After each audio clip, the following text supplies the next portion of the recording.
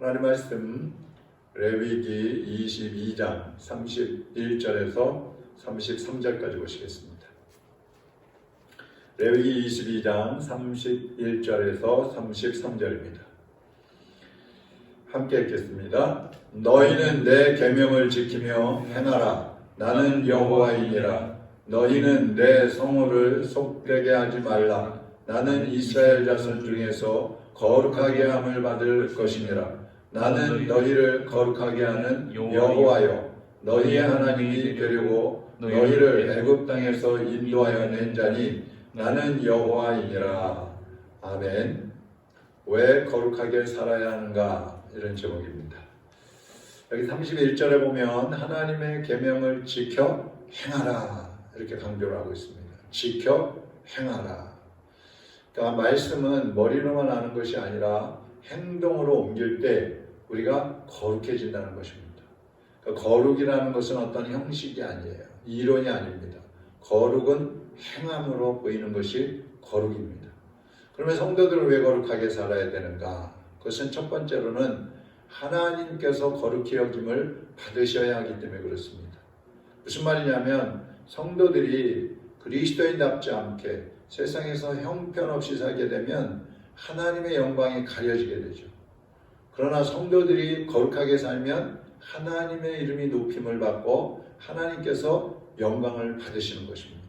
그래서 하나님은 우리 성도들을 통해서 영광 받기를 원하셔요. 그래서 우리를 창조하신 목적도 찬양을 받기 위함이라고 말씀하셨습니다. 그렇기 때문에 우리는 거룩하게 살아서 하나님을 영화롭게 하는 하나님의 이름을 높여야 된다는 것이죠. 날마다 생활하면서도 내가 이렇게 살면 하나님의 이름이 높임을 받으실까? 아니면 하나님의 이름이 땅에 떨어질까? 사람들이 나를 보면서 하나님은 정말 참신이시구나, 살아계신 하나님이시구나 이렇게 믿게 될까? 아니면 나를 보면서 하나님은 없구나, 당신을 보니 하나님은 형편없는 분이구나 이렇게 여기게 될까?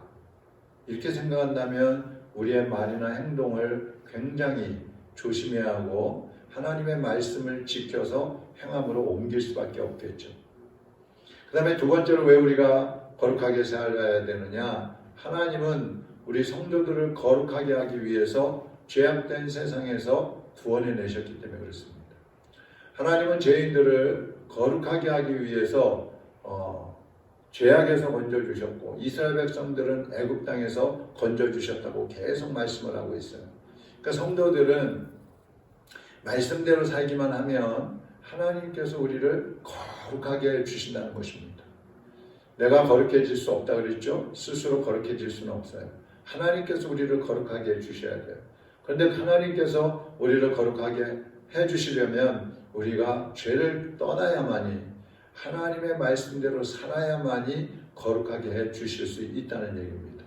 오늘도 하나님 앞에서 말씀을 지켜 행함을 통해서 여러분 모두가 거룩하게 되고 또 여러분을 통해서 하나님께서 영광을 받으시는 그런 하루가 될 수 있도록 여러분의 삶을 하나님께 온전히 드리시기를 주님의 이름으로 축원합니다. 하나님 아버지, 오늘도 이 하루를 우리에게 허락해 주셨사오니 우리를 거룩하게 하시려고 하는 주님의 뜻에 따라서 우리도 하나님의 말씀을 지켜 행할 수 있게 하여 주시옵소서. 거룩하게 사는 하나님의 자녀들로 살게 하여 주시옵소서.